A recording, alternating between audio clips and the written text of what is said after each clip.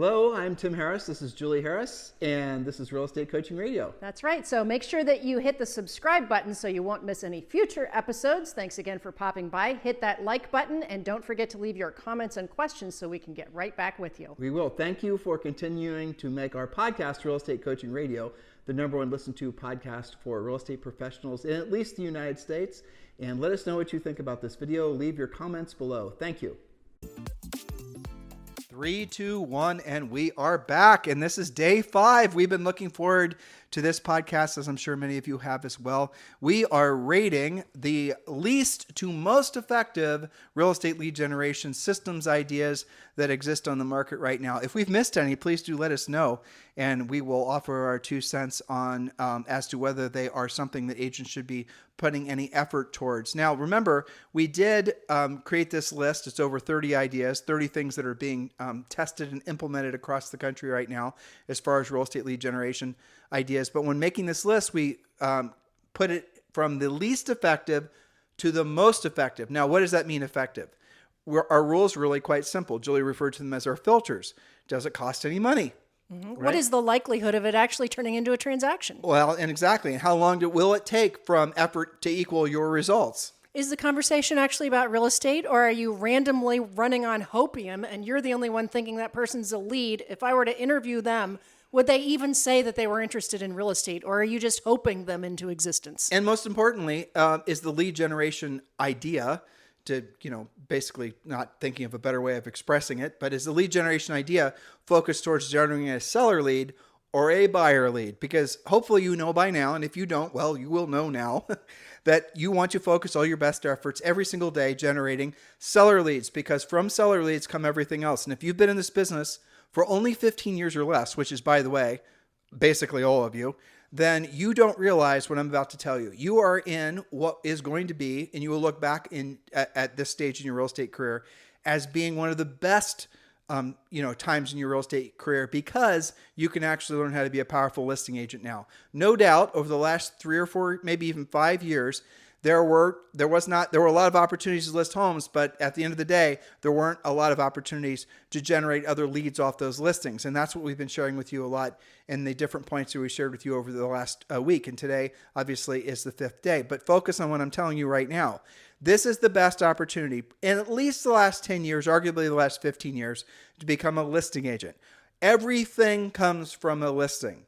Stop with the mindset that you have to buy buyer leads. Buying buyer leads is insane when you can take listing leads, because you can generate so many free buyer leads, especially off some of the points and some of the ideas we shared with you this week. You can generate so many free buyer leads, but you can also generate loads of listing leads once you learn how to be a listing agent. The most important thing, if you want to have a long-term real estate career, it's not your brand. Boo hiss, but it's true. Yeah. It's not you forming a team. It's not your social media. It's not you being famous on YouTube. It's your ability to become a powerful listing agent. There is no viable argument against that point. So embrace that. Realize that becoming a viable long-term listing agent, where all your best energies every single day are focused on taking a listing, you're going to find what you truly want in your real estate career, in your life in general, which is a real sense of freedom.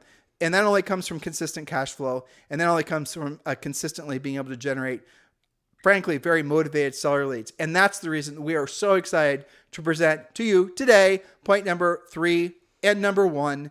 And by the way, we will update this list if the market starts to fluctuate.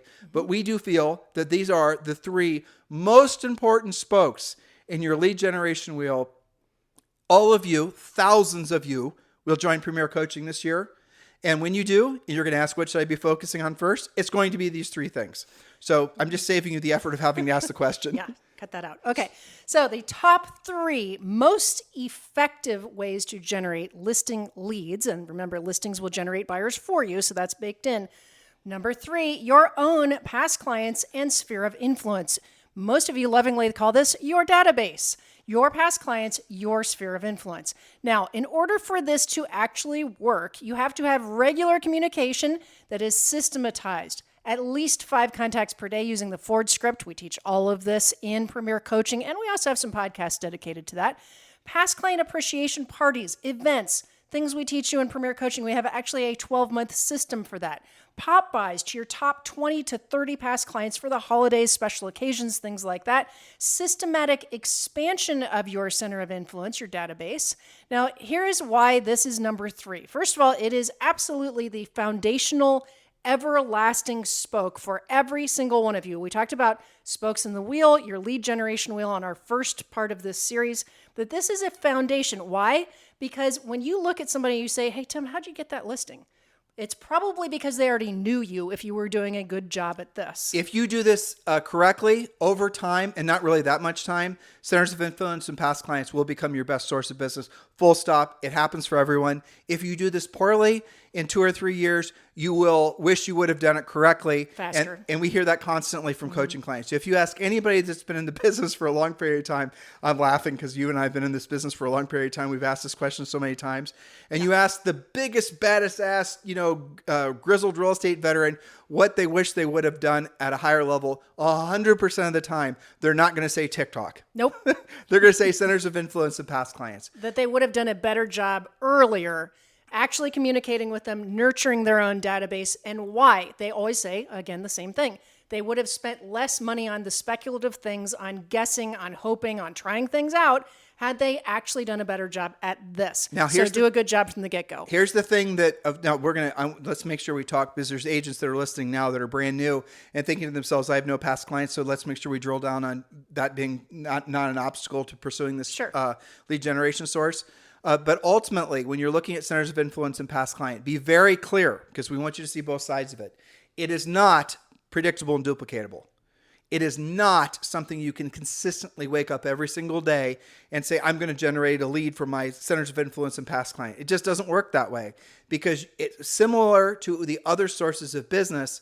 It's not going to be, your list is not going to be full of people that are actively looking to buy or sell real estate versus some of the other points that we gave you. The reason that centers of influence and past client is so high up on your lead generation spokes, it's reason it's number 3 and not number 4, let alone 30, is because it's something all of you can do, new agents or grizzled veterans, and it's something that will create over time, usually half of your transactions. I remember very clearly, our first year in the business, Julie and I sold over 100 homes, and we sold 100 to 200 homes every year thereafter. But I remember it was about year 4, maybe it was year 5, and we kept very good records. We had a dry erase board, just like we coach all of you guys to do, where we'd write down our closings. Just to visualize this for you, there'd be a big dry erase board. Have to leave room for at least 200 different properties that we'd sold, and buyers were written in blue ink, sellers were written in red ink. And then we'd also mark where the source of the business was. And we would always ask, or at that point we had an assistant that would ask, why did you decide to call Tim and Julie for the job of selling your home? That kind of thing. And we were figuring out within that 4th or 5th year that all of the business that we had generated in the first few years from proactive lead generation were now turning into repeat and referral, and they were sending us lots and lots of consistent business. And it was about June or July, and I looked at the board, and Julie and I like I said, I remember this like it was yesterday, because it was such an epiphany for us. It was such an aha moment. Over half of the actual sold transactions, both buyers and sellers, were from centers of influence and past clients. And we hadn't even, I'd say on a scale 1 to 10, we were doing probably number 6 or 7 as far as how effective. But after that, we went to like 47. We got drilled down real quick. We did, because it was so obvious. But I think it's one of these things, like when I interview somebody for this podcast or just coaching clients, it is unbelievable how often they take their centers of influence and past clients for granted. True. And or they think that their way of winning their way into getting business from centers of influence and past clients is by dropping off tchotchkes and whatnot. Right. You have to be willing to do the work and make the call, because here's the chance what you'll experience. A lot of times your center of influence, or let's say your past client, someone you sold the house to, is going to be on another agent's center of influence list. So there's a good chance that other agent is dropping off forget-me-not seeds in April and pumpkin pies in November. So if you're thinking that you're going to win that person's business in the future by sending them a whole bunch of stuff over the preceding years and that's going to somehow get you in the end zone when it comes to getting that business when they're ready to list that house. What if there's other agents doing the exact same thing? You're not unique. And matter of fact, you've actually kind of diminished your own personal brand in the eyes of that consumer because you're the fourth agent that dropped off the forget-me-not seat. You guys get the point? So the thing that ultimately wins the day, and we really like this as well, and this is what we coach you to do in Premier Coaching, is direct proactive contact where you're actually having a conversation that's usually, frankly, not about real estate. And it's going to be a scripted approach and gives you a conversation outline to have with that prospective seller, that past client center of influence. And you keep the home fires burning, and then they will absolutely refer a business to you far more frequently than if you just dropped off a pumpkin pie last November. Be very clear about that. The agent who's willing to do the real work of real estate and be proactive with their contacts will always win. There was a really heinous article on Inman, which Julie and I love Inman, by the way. We're contributors. But the subject was total clickbait. The title is Cold Calling Dead or something stupid like that. And I suppose it is dead for people who never learned how to do it in the first place, right. Honestly. Mm-hmm. It was dead because it never was alive. Right. And for people who think about all calls must be cold calling, I mean, they're not all the same. They're not the same. If you're calling a center of influence and past client, like if you're cold calling, true cold calling, that's where you just have a list of phone numbers. I was about to say the white pages, but they wouldn't know what it was. Where you have a list of phone numbers and you start calling those phone numbers just randomly looking for a listing lead. That's what would be circle prospecting or those types of things. That's cold. Which is, by the way, I think it was number 29 on our list of things that are where you should be offending. It's ineffective, really. It is a good starter, igniter for you to start doing the real work, but it's absolutely not a very predictable, duplicatable. We don't even teach you guys really how to do it. There are scripts for it in Premier Coaching, but it's really not effective. Even if you have assistants, look, if they want to learn how to make phone calls and feel more comfortable doing the work, that's fine. Get them doing those things, but very quickly migrate them towards the business that's going to be of more value. But the moral of the story, when you're calling these guys, your centers of influence and past clients, you're calling them on a regular basis, you will start getting regular referrals from them. Now, if you're a new agent and you do not have past clients, Julie, what do you do? If you do not have past clients, realize that you may have past clients from a different iteration of your business. Maybe you sold something else and you do have past clients. They're just not real estate past clients, but you certainly have a center of influence. Those are your friends, your family, your relatives, your neighbors. You can start with your own neighborhood. You can actively build your sphere of influence list. And you can always, actually in the Harris Rules book, as well as the Real Estate Treasure Map, and of course in Premier Coaching, there's a memory jogger that helps you think of who is actually on your center of influence list or your sphere of influence list. Every single person listening has a minimum of 100 people that you can write down on your list today. You start with who are your regular contacts on a daily basis. Well, I run into my kid's teacher. I run into, the pharmacist when I pick something up. I talk to so-and-so. I know the president of my HOA. And then you say, who does that person know? And who does that person know? You look in your smartphone, you build your contacts. Even if you don't have past clients, you got licensed yesterday and you have yet to do a deal, you do have a center of influence. You do have your own neighborhood. When we got started, we had a car cleaning and detailing business in college. That was the first newsletter that we started sending and the first people we started talking to. And it took a while to bridge that gap, but we did use that as our first center of influence. Now, if you combine point number 3, past client centers of influence, and you combine it with some of the previous points about being more involved in your community that we talked about before, those things in combination, like we've had, I would say some of my least well-known, most profitable coaching clients I've ever had would be focusing on centers of influence and past clients, but also worked effectively within a country club or a couple tennis clubs. It's like they had their own spokes under that spoke, right? I think of it as watch gears, right? If you open your watch up, you've got gears that are working in tandem with each other. So you can build, if you're going to get, like you said, and I would agree with you, many of our coaching clients have well over 50% of their business developed from this particular spoke. But you have to think of it with little mini spokes, right? So you might have a database, a center of influence with your kids' softball team. And then you might also have your professional center of influence. Then you've got your neighborhood, you've got your HOA directory. And maybe you also regularly go to a BNI group. You have to have more of this going more consistently with more contact than you think in order to get really big results. Rob Johnson, number 1 agent with his brokerage in Greenwich, Connecticut. One of the hardest markets to ever get any traction in, I'm sure, on planet Earth. Yeah, and the average sale price is probably $10 million. It's it's ridiculous. And the estates and the properties there are spectacular. Well, Rob basically was a new agent, and he told me straight up, he will never do any real proactive lead generation. So I tricked him. I said, well, what will you do? What do you do now? Like, what are the things you like to do as hobbies? And he told me the things he likes to do. And I said, well, okay, so let's talk about that. When you're there, tell me exactly what you do. Do you see the same people all the time? Well, generally speaking, I go every Wednesday at 3:00 or whatever, and that type of thing. I say, well, how about if we were to start figuring out ways that we could start having very low stress conversations with these folks where you're going to go to, let's say, your cigar smoking club or your shooting club. Remember, it's Greenwich, Connecticut, right? Or you're going to go to your whatever it is, and you're going to your skeet shooting club. That was another thing he belonged to. Your LL Bean photo shoot. Well, not even LL Bean, more like Ralph Lauren, right?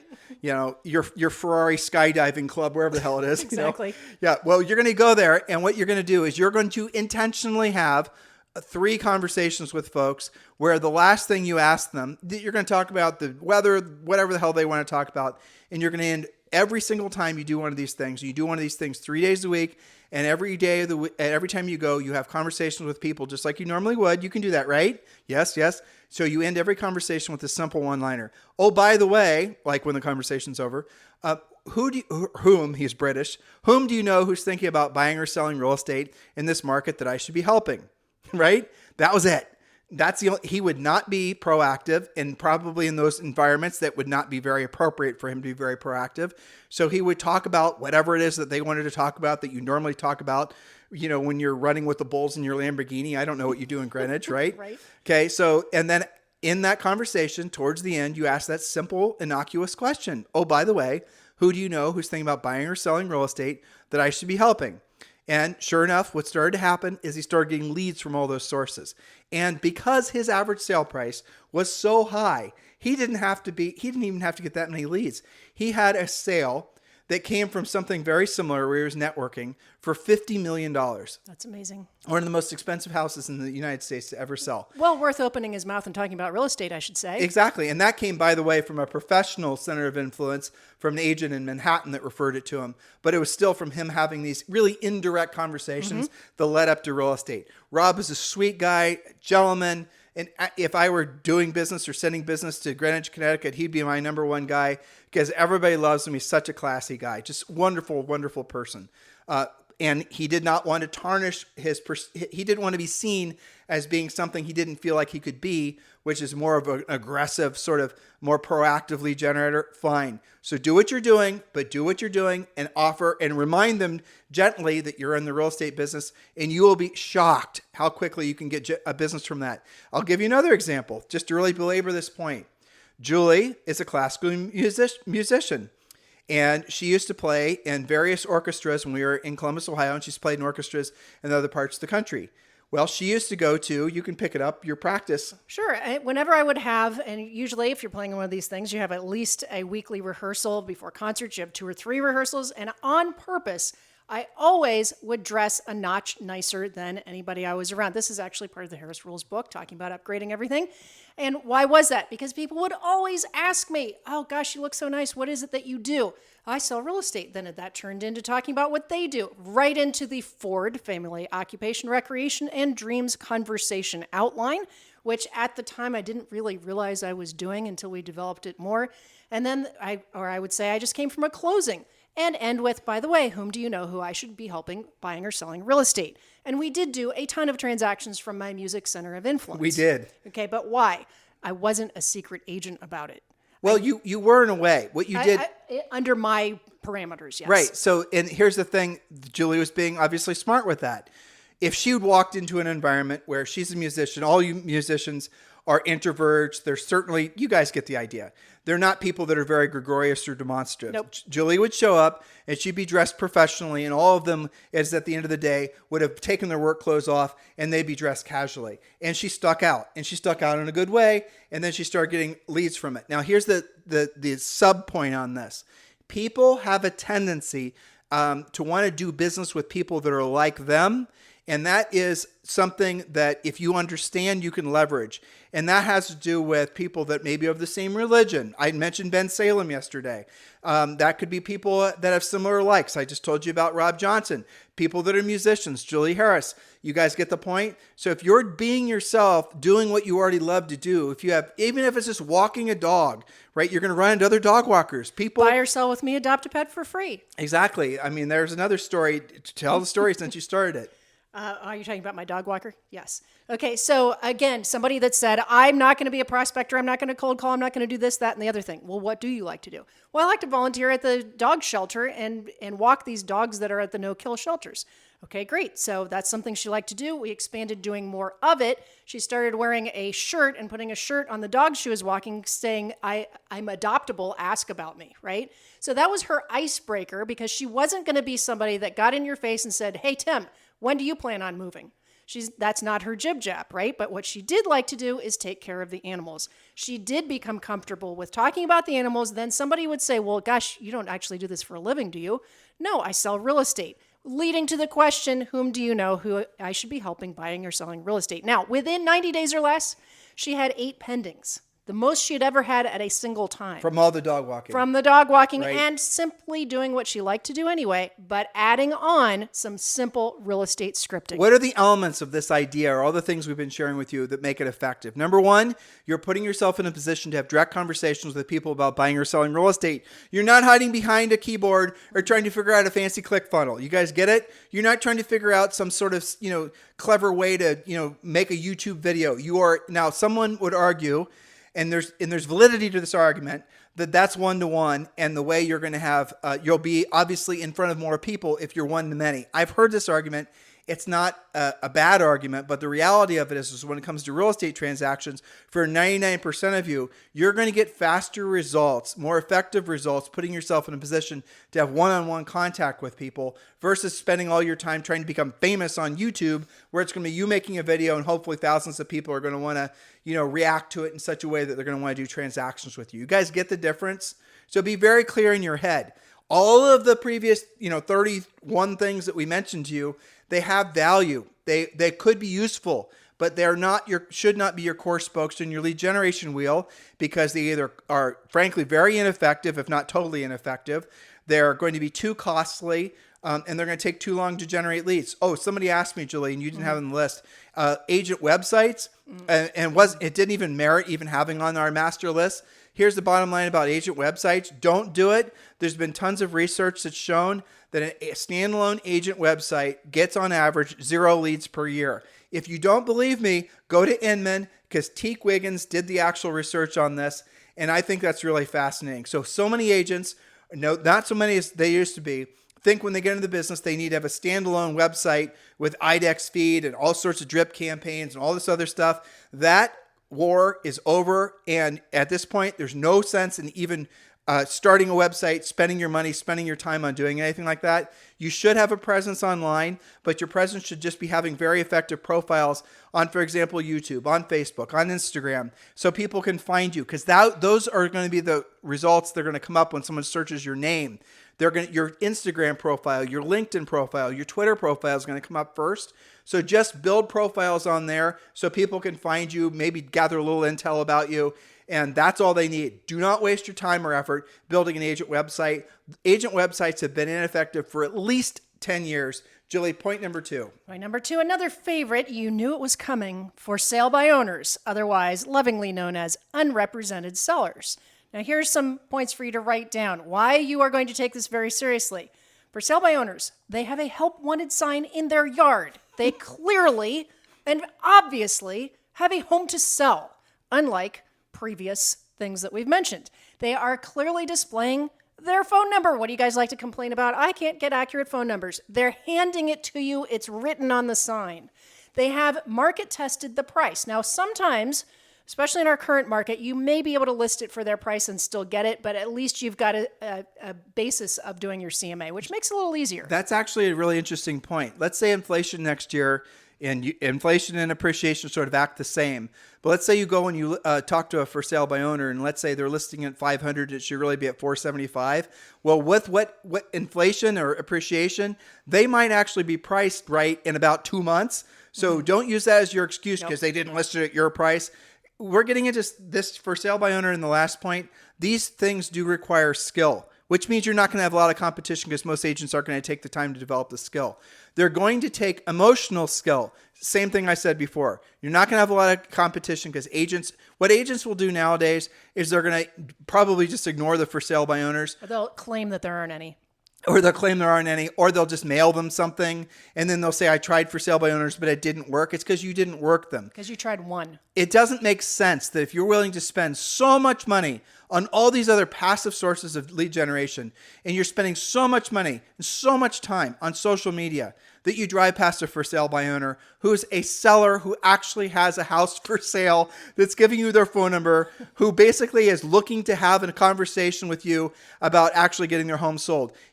Why does it even remotely make sense that you wouldn't actually go and have a conversation with that person? I'll tell you why. You know why. Because you don't know what to say or how to say it. Well, guess what? That's what coaching is all about. If you really want to have an unfair advantage in this marketplace, because of this market, frankly, learn how to do what other people aren't willing to learn how to do, and do it at the highest level. And you will have what other people will never have, which is a long-standing, very profitable real estate career. That's right. So they also can be the most loyal clients ever because they've actually tried and not succeeded at what you do for a living. That always amazed me. The most loyal clients we ever had were for sale by owners because they actually appreciate what you do. Many will also buy with you. Here's another example of one contact who may have multiple transactions for you once their home is sold. And even if they've already bought, that's good too because now they're extra motivated. Now, this is, using our filters, super inexpensive and highly effective once you understand the prospecting and follow-up scripts. It can be and should be a major source of listings for you, not to mention the business that those listings produce for you. I'm not going to go after for sale by owners because everyone calls them. No, they do not. I promise you. You're not, or you wouldn't have said that. Exactly. You're just looking for excuses. It is harder than essentially making a TikTok video. It requires more. Actually, I'll argue that learning how to be a proactive lead generator nowadays is vastly easier than essentially learning how to be effective on social media. 100%, I think that's true. Why? Because there's only a few things you need to know how to say and frankly, questions to ask when you're dealing with any sort of proactive lead generation. It's a predictable, duplicatable pattern. It's saying the same thing over and over again. You say this, sellers say this. It's the same thing over and over again. Whereas with social media, the social media companies change the rules constantly. And there's more barriers between you and the actual victory at the end, right? Well, to Julie's point, you can actually get better and mark your progress getting better at proactive lead generation. Your effort equals your results, whereas in all other forms of especially passive lead generation that's digital, your effort could equal no results because some little algo change happened and the next thing you know, your videos are not getting seen or your TikToks are not getting seen. Look what happened with Instagram last year. Everyone was thinking Instagram's all about pictures. Well, guess what? Instagram now wants videos. And if you're not putting up videos, your pictures are essentially not getting shown to your people that have followed you. So all your pictures on Instagram now have to be videos, or you're not going to get essentially all the time you've wasted creating this big Instagram picture portfolio is now for naught because somebody just started creating Instagram short videos, and now the people that would have been exposed to your pictures no longer are because Instagram just decided to change the rules. No control for you. Exactly. No control for you. And you built your mansion on land you do not own. You've now basically had the landowner foreclose on the mansion. You lose the land, you lose the mansion. When you learn how to be a proactive lead generator, it does require skill. It does require effort. It does require some dedicated time, but the results are predictable and duplicatable. When you're a proactive lead generator, you can wake up every single day and you can say every single day, I will set a pre-qualified listing appointment today. How do I know it's true? Because we've had tens of thousands of coaching clients who have learned how to do just that. Be very clear. Proactive lead generation is the primary spokes you should have on your wheel, and then enhance it with passive lead generation. And I can tell you, I'm in control when I talk to, say, for sale by owners, because I can tell you without a shadow of a doubt that all 10 conversations I have today are with 10 people who absolutely have demonstrated that they have a home to sell, And I easily got their phone numbers, and I easily found them. I didn't have to double opt-in drip system them to try and hope that they find me. The control is much better. You can create your own predictable, duplicatable outcome. Drill down on what Julie just said, guys, because if you're, for example, saying, well, I'm doing prospecting, I'm cold calling, I'm doing circle prospecting, you're calling and 250 might be interested in doing a real estate transaction where you have a list of 10 for sale by owners and all 10 of them want to do a real estate transaction. I like that ratio better. And so why aren't you doing that? Why not? Oh, guess what? It's a skills thing. You can learn the skills. And once you learn the skills, here's the other thing that's nice. Once you learn the skills, they're transferable. If you decide, as Julie and I did, you no longer want to live in Columbus, Ohio, and you want to live someplace where it's warm all the time, your skill sets transfer. If you spend a lot of time building a geographic farm and doing all this specialized stuff in your home market that was all predicated on passive lead generation, and you decide to leave, you're going to have to recreate all of that.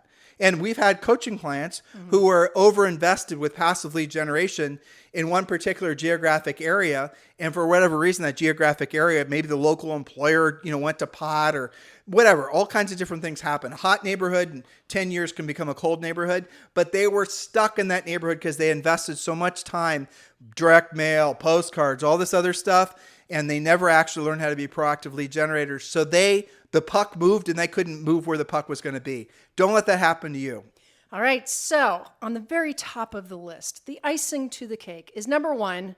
You knew I was going to say it. Expired listings. I would say expired, withdrawn temporarily off the market, but especially expireds. Now, the most motivated not only relist right away, but will do what's necessary to get the home sold, price, condition, etc. They will literally tell you, just tell me what to do. No expired ever expects to have their listing expired. In other words, they know what the price isn't.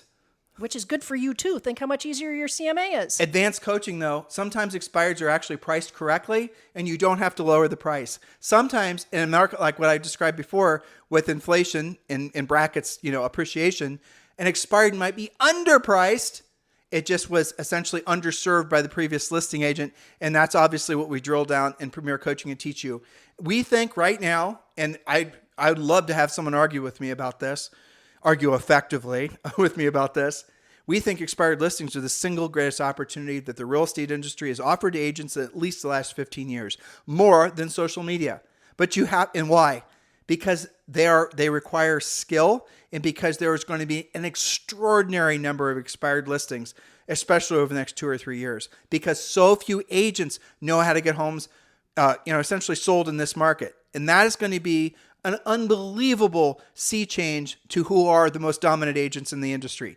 Agents who've only had real estate businesses in the last 15 years, who've been doing the branding and the marketing and the buying of the buyer leads and the building of the teams and all the rest of it. You've done the right thing in the right market, but now the market's changed. Are you going to change with the market? This is your opportunity to become basically your own powerhouse, your own listing leads generator for buyer leads. You don't have to buy leads anymore as long as you know how to be a very effective listing agent.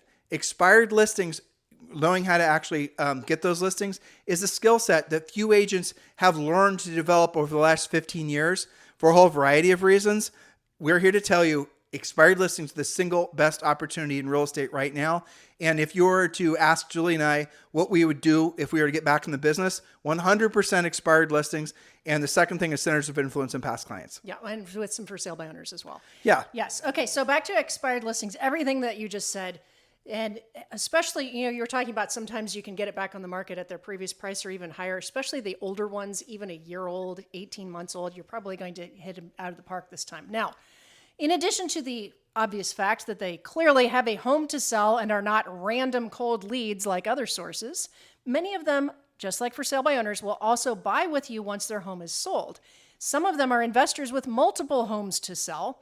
This is an inexpensive and extremely effective source of business. And we're even going to help you out with that. You can text the word RED to 47372 for your discount at RedX. RedX is a company that supplies you with phone numbers for sale by owners and expireds. So text the word RED to 47372 and they'll text you back a discount. I think it's $150 I think that's right. off your first month. And they actually will go into your MLS, pull up the phone numbers, all the listing data. So you wake up in the morning. Remember I said you can wake up in the morning and you can set a pre-qualified listing appointment every day. That's your shortcut to getting that done, so you actually don't have to do the work yourself. Some of you say, well, I'm going to do expireds. And then you go to the MLS and you try to search, well, here's one that just expired. Then you waste 2 hours trying to find phone numbers. Stop playing games. You know exactly what you're doing. You're trying to procrastinate picking up the phone because you spent so much time trying to generate the lead. Don't waste time doing the busy work. Do the real work. Get a subscription to RedX. Just text the word RED to 47372 and they will do all the research for you. And that's that's the shortest of shortcuts to expired listings. But guys, listen, at the end of the day, this can be the best market, and this next 3 to 5 year stint in the real estate industry could be the best experience as far as helping people making money of your lifetime because of this market. Because there's so many agents that don't know what to do or don't know how to do it. Not just agents, but brokers, office managers. If you're a broker, if you're a mentor, if you're a coach, if you're whoever, team leader, has only been in the business for 15 years or less, they might say they know how to do these things, but they don't. You know how I know? Go look to see how many expired listings they've ever taken.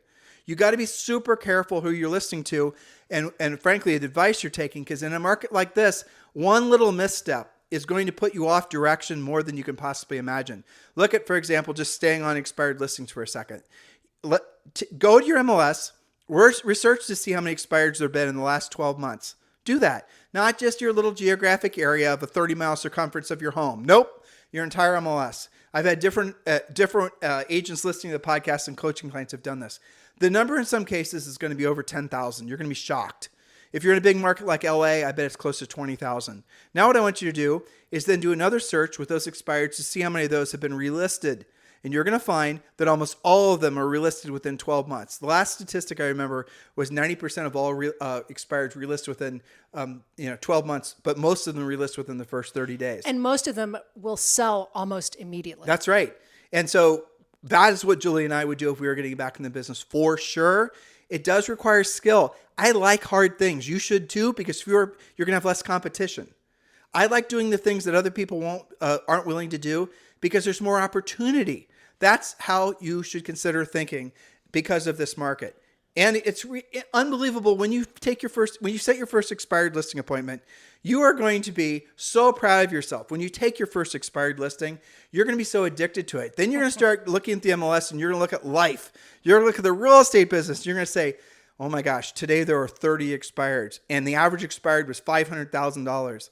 And if I were to list one of those, it's 15 grand, you know? You're going to say, let me at it. Let me at it. Instead of, nothing's expiring in my market because you did a tiny little market search. Or, gosh, if some other agent couldn't sell it, well, how am I going to be able to sell it? Cut the excuses and embrace it. Some of the most fun, exciting coaching calls is when you guys get that light bulb over your head and you go, oh my gosh, I know how to do it. How could I have been hiding out from this for so long? Let me have it. Let me add it. I got my pre-listing package made. I got my skills polished up. I know I can do this. And not only, one of the things we should have said about both for sale by owners and expireds is that this is one of the only ways that you can literally choose your listing inventory. Now, yes, we want you to list your past clients, center of influence. Those are all great houses, but you can't tell me which one of them is going to list next. But you can look at your FSBO and expired list and say, you know what? I want to raise my average sale price from $350 to $550. So every expired I'm going to go after, I'm going to look for the most popular neighborhoods, good-looking houses that maybe had a crappy, description or too many showing instructions, and I'm going to take 5 listings between $550 and $750 in the next 60 days or less, and I am going to upgrade everything about my business. You have the control over that. On day 2 or 3, I don't remember, of this series, I asked you if you had to take 3 listings in the next 30 days, you'd win a, all expenses, all taxes paid check for $1 million, right? What would you do? You knew automatically it wasn't going to be doing the passive stuff that you've been led to believe is going to get you success in real estate. You knew exactly where I was going with our 30 plus points with regards to the least to the most effective sources of lead generation. Now it's up to you to do something with this information. And I don't know why you wouldn't. Because the reality of it is that once you learn the skills, there's actual skills of making the calls, and there's a psychological skills of dealing with your emotions and also the seller's emotions. But once you learn them, the more you do it, the easier it becomes, and the more predictable and duplicatable it becomes. If you work this consistently, you're going to find, if anything, it gets boring. Boring is good. Boring is profitable too. Yeah, exactly. The more predictable and duplicatable and the more control you have, the more profitable your business is going to be. Look at, if you were to choose and keep them in the top 10 if possible, the top, 3 to 5 spokes that you're going to take seriously and not just dabble, but really learn, get the coaching on it, upgrade your skills, systematize it, okay? Take it seriously.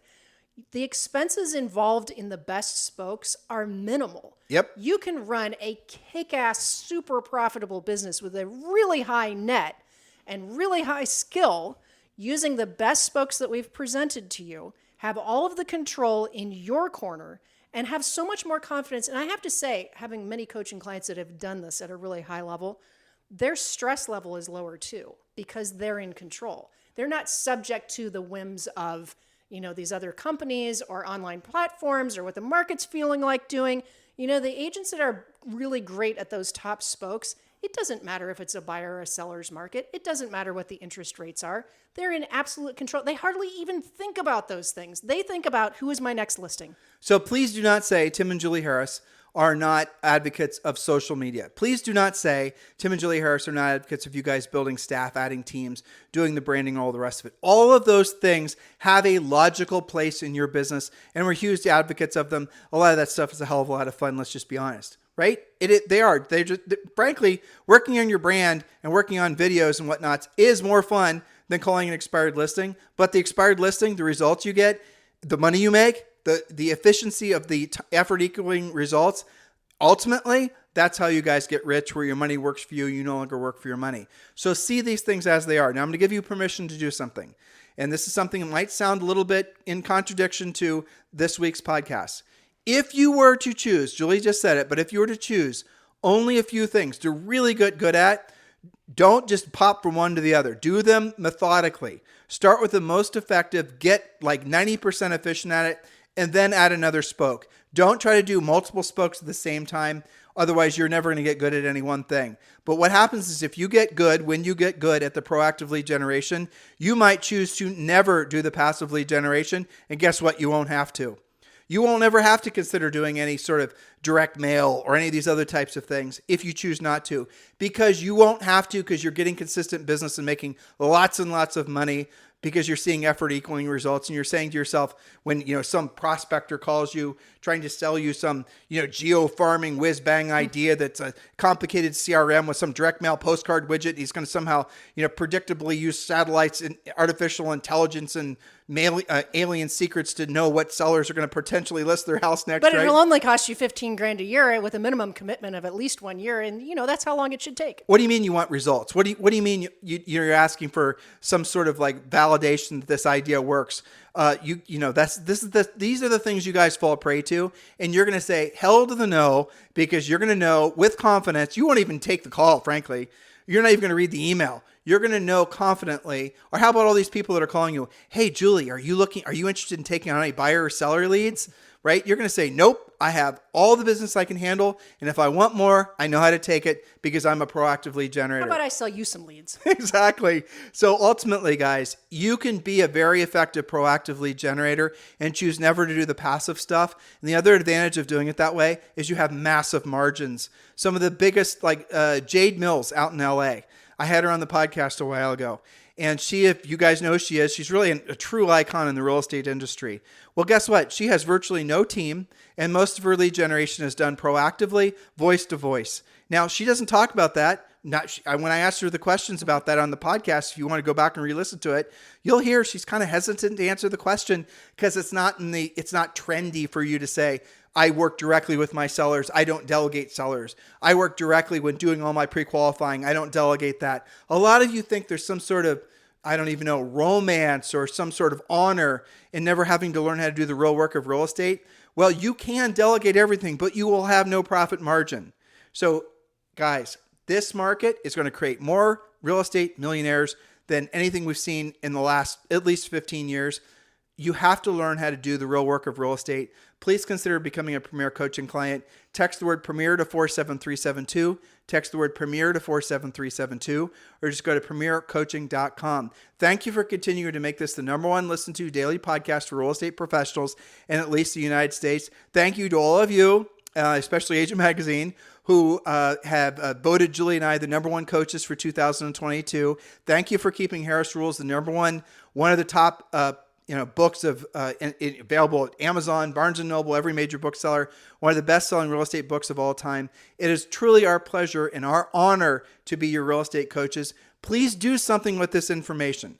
Please don't just listen to it and say, well, that was a good use of my half hour or whatever. Please actually apply it. Make this market your market. Remember, your highest and truest purpose on this planet is to be of service to other people. You have to earn the right to be of service to other people. And when you do, through your skills and your approach, you will be absolutely, completely blown away by the success in all measurable ways that you frankly possibly couldn't even dream of. Financial, personal, emotional, all those things will come your way when you are of service to other people. Start with a mindset and then follow it up with a skill set. Have a fantastic day. We'll talk with you on the show on Monday. Hello, thank you for having watched this video. Please remember to subscribe to our YouTube channel. That's right, and don't forget to hit that like button, leave your comments and questions below, and we will get right back with you. Thank you for watching this video, and remember to watch the next one. You're going to love that one.